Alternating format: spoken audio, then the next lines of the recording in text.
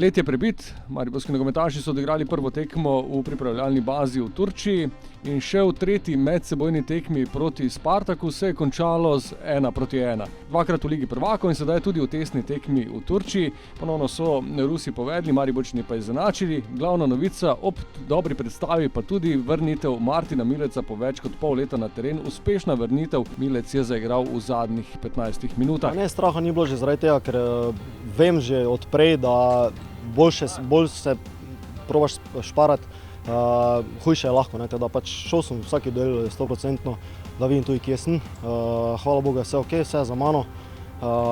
Pač res sem vesel, da sem nazaj. Samo sem res upal, da se tekma ne nikoli končala. Začelo se je na najslabši možni način, kajti že iz prvega pravega ruskega napada so nogometaši Spartaka povedli. Lepo je Zé Luis asistiral, Melgarejo pa zabil v 6. minuti.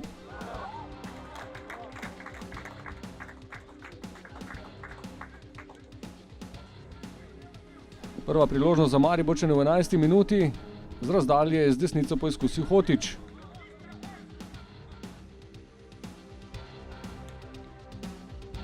Potem pa v 14. minuti zasluženo izenačenje po dobri igri.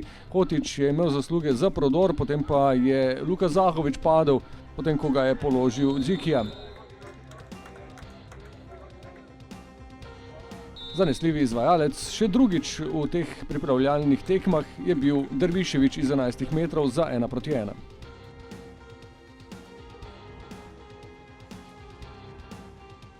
Do konca polčasa ob dobri igri ni bilo več pravih priložnosti, no ob koncu polčasa pa priložnost za vodstvo in to silovito. Lep prodor Mitje Vilerja in prepoznavna podaja po tleh nazaj, Jan Mlakar pa je za malo zgrešil. V začetku drugega polčasa le ena menjava, Felipe Santos je zamenjal Kramariča. Prva priložnost pa znova za Maribor in to še ena čudovita priložnost, znova delo Mitje Vilerja, ki je podal, potem je Jan Mlakar krasno žogo spustil za Hotića, ta pa je zgrešil iz idealnega položaja.